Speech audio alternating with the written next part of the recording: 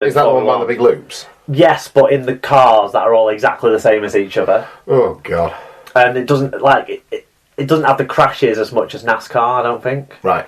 So that's pretty boring too. Yeah. I'm not a massive motorsport fan. I like the rally and that sort of stuff, where it looks more like it looks less like it's a repetition of the same skill over and over and over again. Yeah. And also, Formula One is so Formula's dull. Computerized now. Yeah, I'm not a fan of Formula 1. Yeah, but I don't mind a bit of golf. I can watch golf when it's like tournament, like Ryder Cup. Golf isn't golf when it's the Ryder Cup. Golf is sport when it's the Ryder Cup. Exactly. Well, that's when golf becomes interesting to me, and I can't. The majors, I watch the majors because there's something riding on it. Someone's going to cry when they win.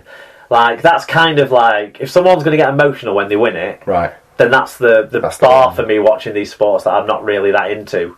Right. So the big things I'll watch because I like sports, or I like sporting drama, but the smaller sort of the other things. Yeah. Wimbledon this next couple of weeks as well, so that'll be interesting. What do you stand on tennis?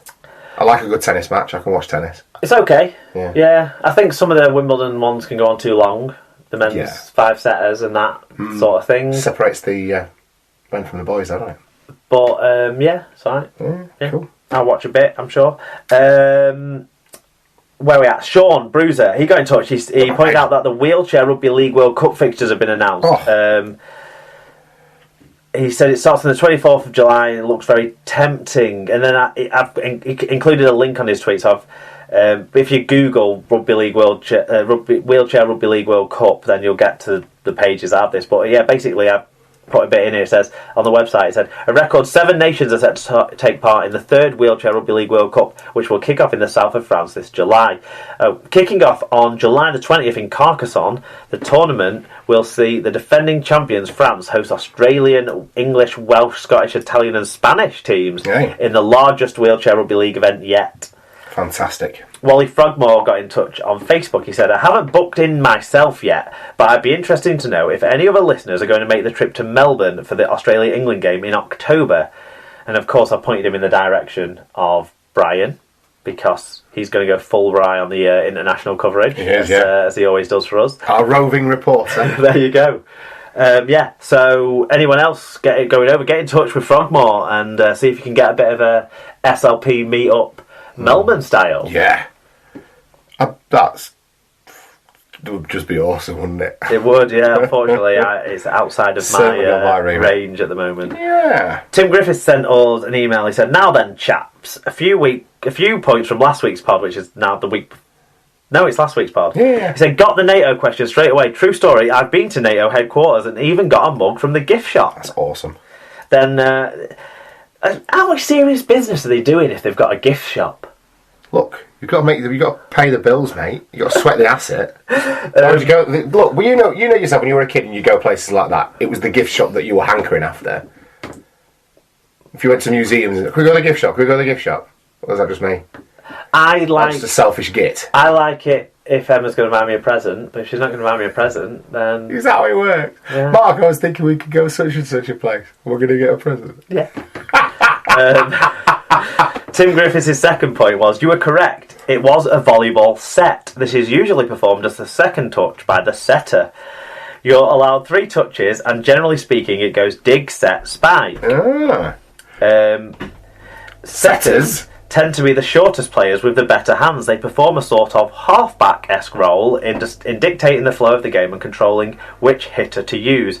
I was not a setter. However, an ex-player, coach of National Youth finalists and National League referee. Holy shit, Batman. There you go. Tim Griffith. Talent. There is talent. Endless. I think we say talentless. No. Fucking, he's a Renaissance man of the highest order, isn't he? He also said, P.S. Jamie Acton deserves a long ban for his potentially life-changing actions yesterday, as Mark would say, clown shoe. Absolutely. Clown shoe is reserved for comical moments of stupidity, not for... No. Arseholery of the highest order. Yeah. We'll touch more on that in the news because I think I ended up throwing a story in on it. It says keep on podding, which we try to do whether we're on time or not. We do. Well, at least we didn't bin you off. Finally, Tom, on the very long, probably we've already been here an hour. Yeah. Not quite. Section of feedback and shout outs. We've got our good friend Stuart from over there at League Culture on Twitter. You can find him all over the place. Fascinating podcast about rugby league in far-flung corners of the world. And where are we at? We're at the start of the month. I've not been switched on to rugby league podcast this week because I'm still listening to all those Buffy the Vampire Slayer ones. But hang on, let's what was it called? The podcast? Remind me from last week. Does it have a quirky name? Buffering the Vampire Slayer. Anyway, so I've not caught up on Stuart's episode yet, but his monthly episodes come out at the start of the month, so this being the first week of the month, he has a new show out there to get your ears around, guys. I'm not listening, I don't know what it's about, but check him out. Anyway, he asked us to promote something for him, and it's the Supporters Direct Rugby League Community Champion Award for 2017, and he sent us a bit of a release that I've written out here for people, because I think that we've got some listeners who genuinely would be involved in this kind of level of giving to the game, that this should be considered. And we've actually just spoke about one just before, because Tim G does a lot with his club. We've got people all over the show, fans who are just great fans of their team, great fans of the sport, and all of that. So this is what the release says. It says, to celebrate our success in Rugby League, Supporters Direct are proud to announce the continuation of the Supporters Direct Community Champion Award to be presented at the Kingston Press Championship and League One Gala dinner held by the Rugby Football League in September. Supporters Direct are looking for fans that have gone above and beyond the call of duty this season, those who support their team through adversity or give their time to benefit of their community, and this year we have started our search early after the overwhelming amount of entries were received for the 2016 award. The 2017 SD Community Champion and a +1 will be invited as guests of honour to the Kingston Press Championship and League One Gala dinner and be presented with their award in front of a star-studded audience. Last year's winner, David Naylor, worked tirelessly as a volunteer for Oldham Rugby League FC, helping connect supporters digitally and giving his spare time to assist in bringing the community of Oldham closer to the club, and was a thoroughly worthy recipient. So, do you think the award should have your name on it, or do you know an unsung hero tucked away at the back of the bleachers who deserves some long overdue recognition for the work they do for your club and the community and the game? Well, get in touch. Email Nicola at nicola.hudson@supporters-direct.org. What I'll do is I'll put something up again on our Facebook and Twitter with these details, is what I'll do, Tom. With the email subject, Community Champion. Tell us in no more than 500 words why you or someone you know deserves to be the Supporters Direct Community Champion 2017. This is why we can't submit a nomination. We could not keep anything to under 500 words, Tom. Don't forget to include which club the nominee supports, as well as the nominee's contact details. The winner will be chosen by a selected panel of SD Rugby League Council members. Applications close at midnight on the 31st of August 2017. Winners will be notified by 4th of September 2017. Fantastic. Well, we already have a fan of Pride within our listenership, so it'll be lovely to add. Do we? Yeah. Paul. Oh, sorry. I thought you were talking about Pride. Not fan of Pride weekend, although Paul may well be. I can see him in a carnival. But no, it was in the first season. He was fan of Pride, wasn't he? He was. We have a listener who was in the fan choir. We've got loads of esteemed listeners. We've got excellent. So let's see if we can't find someone to add to that portfolio of fabulous Super League Pod listeners. Definitely, yeah. There's plenty of people to get behind for that. We already talked about most of them already in this show. I don't want to lead people too much down the lines of these guys, but we've talked about the exploits of travelling, or of getting involved with their clubs, or just of consistently supporting the sport, going to events, or putting the money in putting the hands in the pockets and giving money back to the game. So great. We've got great listeners in the SLP community, so I'm sure you guys can think of someone out there to give your backing to, and we will have a good think actually as well. Of course we will, absolutely. Right, that brings the feedback and shout outs to an end. Let's take a look now at the news from around the world of rugby league.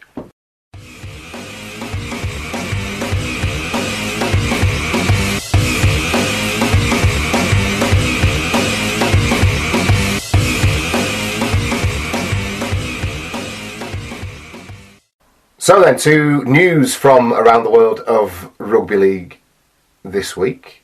Go on, what? I gave you a signal. I wasn't even part of the bit. Hang on, you wiggled a pen up and down like the power of Christ was compelling me. I wanted to add something. Well then, by all means do. We did the news as it was most prominent on Monday. Yes, so then the back end of some stories that aren't important, really, in the grander scheme of things. Then we go back into new, exciting, recent news since then. But we don't cover Mike McMeekan's new 2-year extension. Stay with us during the lull, is what I would say. Okay, and I will carry on again. Leeds Rhinos have this week, or last week, signed Catalan Dragons halfback Richie Myler on a 3-year deal starting from next season. The 27-year-old has scored 10 tries in 20 Super League appearances this term for the struggling Dragons. Yeah, some people think they're tripping, but Darts, at Mitchell Darts, is not one of them. He said, I, for one, welcome our new halfback overlord. Very good. Colin Render said, I think it's a good signing if Maguire and or Burrow are retiring. Good player for a few years until Lilly is ready. Well, yes, although over the weekend, John Lilly showed himself to be more than ready, I would argue. So, well, he grew into that game, didn't he? Absolutely. That's a nice reminder, because I forgot everything about that game. Yeah, John had a good game on that. Castleford Tigers have signed Leeds Rhinos and England international fullback Zach Hardacre for £150,000. The 25-year-old had been on a season-long loan from the Rhinos, but will now join Cass on a 4.5-year contract on July the 1st. So he's there now, and that is official. Yes, Castleford Tigers have signed Castleford Tigers fullback Zach Hardacre. Spending all that sweet, sweet Dennis Salamona money. Colin Render got in touch about this one, obviously a Leeds fan. He said, I wanted him to come back to Leeds, but knew it would never happen. Glad he's enjoying his rugby now. There you go. That's nice from Colin. It does, yeah. Oh, it's better to have loved and lost than never to have loved at all, I guess is his point. Well, they've got new loves at fullback now, haven't they? They do, absolutely. And that's another thing we need to talk about when we talk about the Leeds St Helens as well. That young man, Mr. Walker.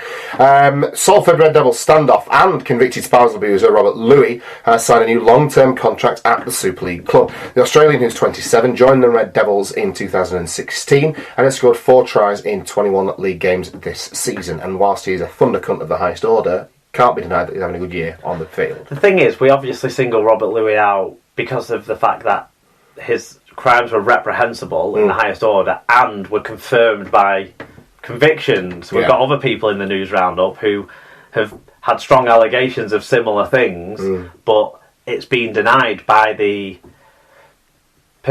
alleged perpetrator, recipient of the attacks. I see. Haven't we? Oh, of course, yeah. So we can't be quite as vocal about how we feel about how other people might have slapped the missus about, which is sad because we totally stand against any sort of domestic violence. Of course, absolutely.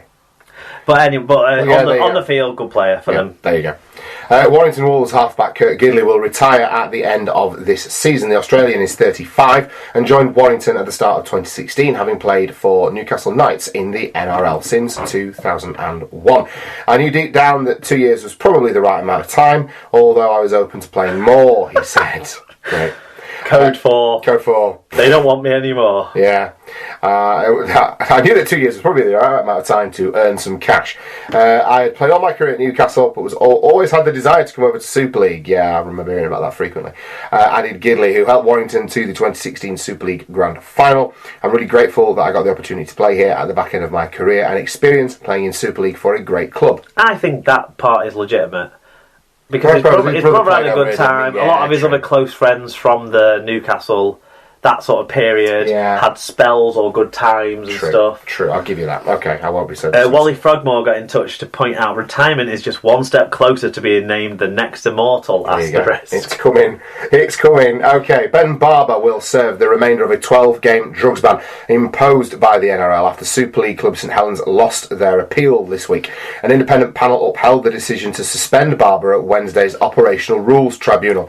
The 28-year-old fullback, who tested positive for cocaine while still a Cronulla Sharks player last year, will not be eligible to play until late August, and rightly so in my opinion. Yeah, to me, we can't get on our high horse about things like the Denny Solomona situation, but then open the back door for... Because there was technicalities that maybe the back door could have been open, but we can't go doing this to then sign someone else. And I get it's a big name signing for Super League, but actually, this little bit of the story has increased the publicity and anticipation for him coming in. So possibly, in terms of the brand impact type thing, it's maybe a better thing, and it's the right call for me. It's absolutely the right call. Michael Carter, the Wakefield chairman, has offered to step down from the club's stadium trust to enable